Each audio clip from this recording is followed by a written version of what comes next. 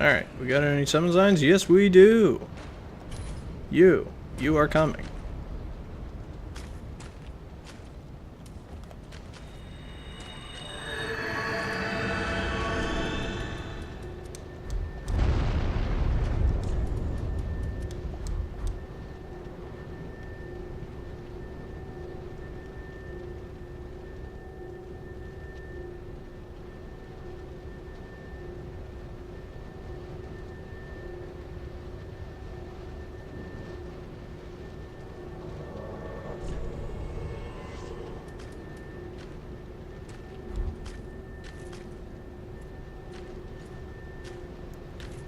And using the dual katanas. Excellent. Ready to rock? Alright, let's do this. So, this boss, I like a little more. Because this is the one that's actually kind of optional. But I find him quite interesting. First, take these doggos. That.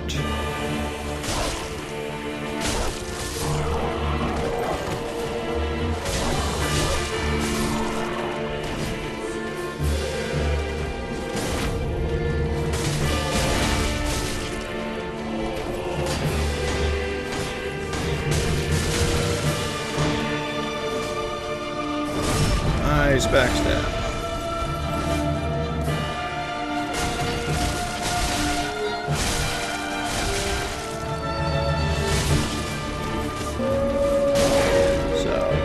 Gravetender drops low in health. The wolf returns.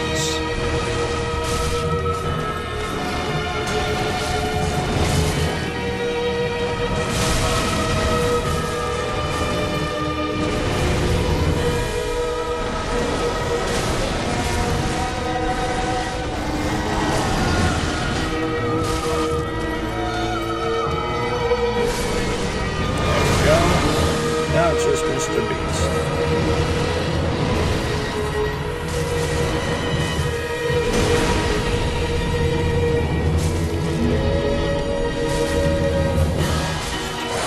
Devil trigger.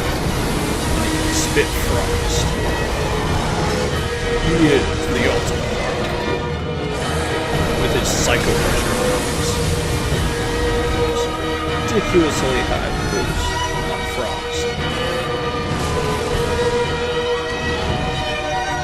And it's also cool because the frost obscures him to find really unique.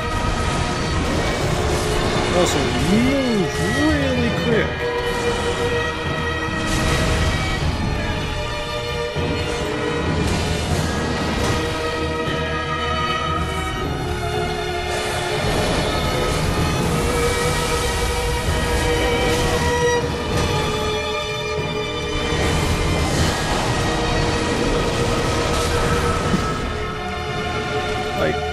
Wolf's doing sick burnouts. Good fight, sir.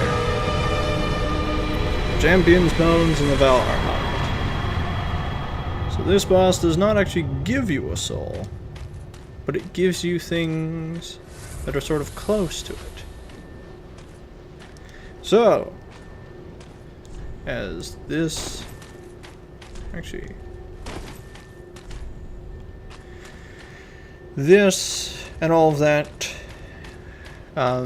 may showcase, this is quite possibly just another big old reference to Big Boy Sif.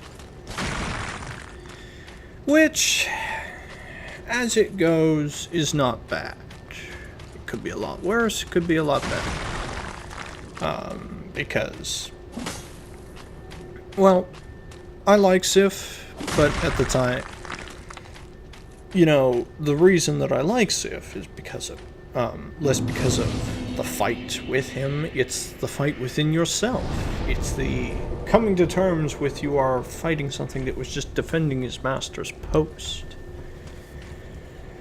So, yeah. I don't know how to feel about that, to be honest.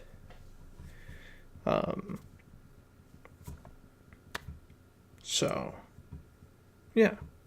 I like that fight a lot more, because Even without a summon, it's actually quite challenging, because if you don't kill him quick enough, you could be fighting both of them for quite long periods of time. And the both of them combined together can be quite annoying.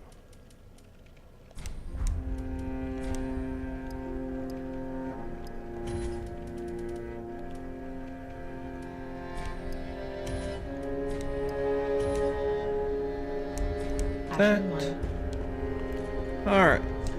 So now.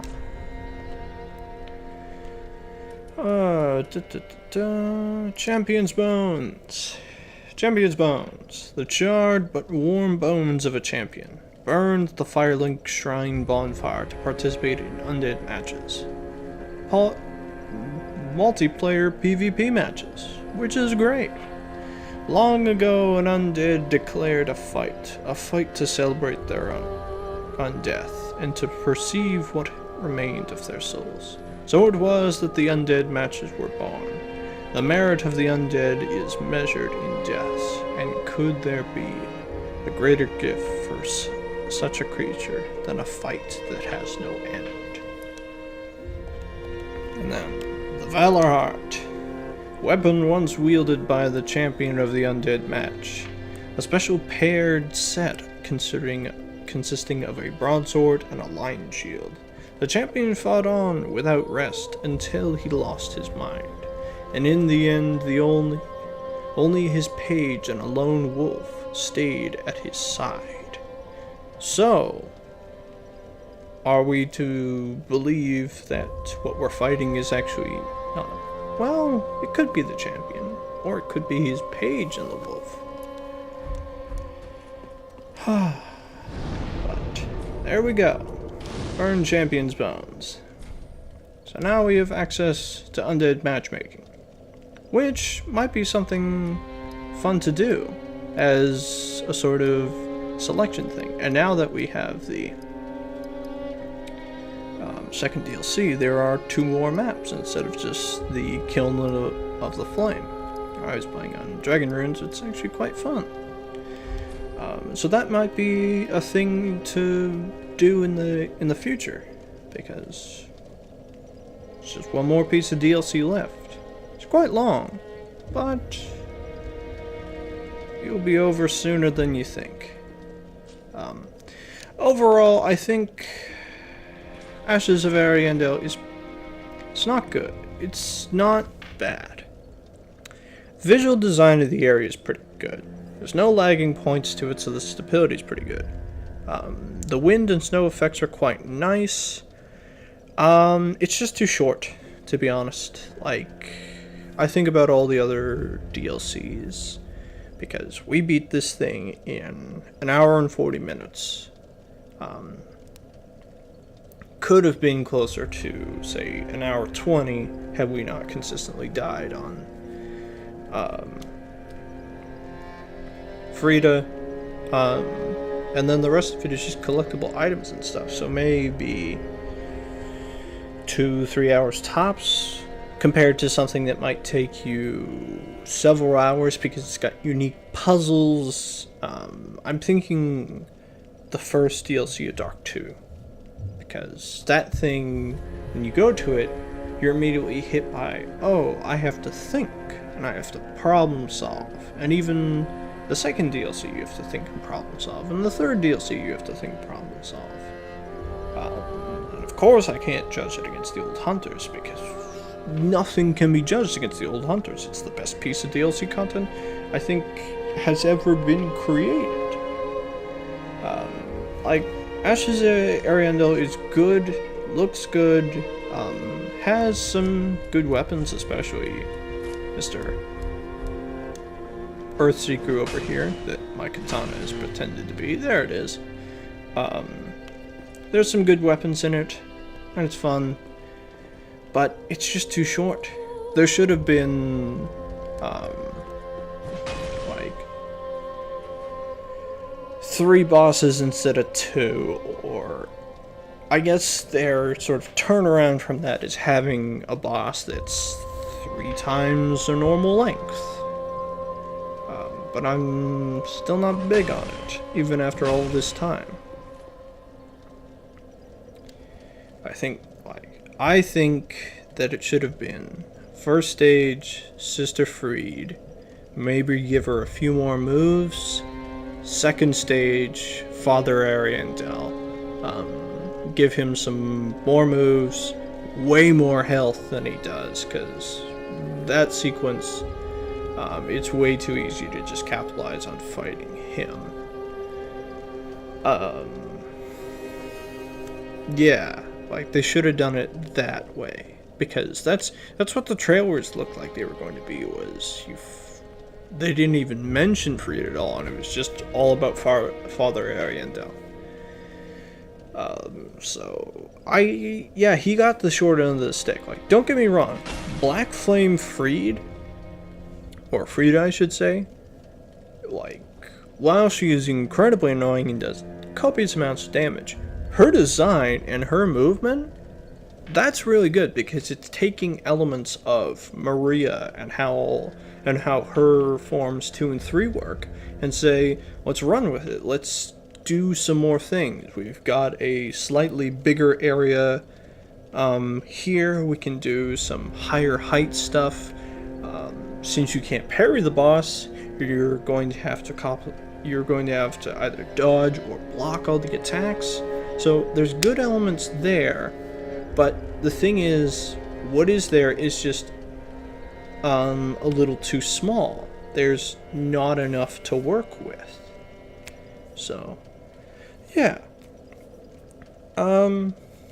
Like, still entertaining, but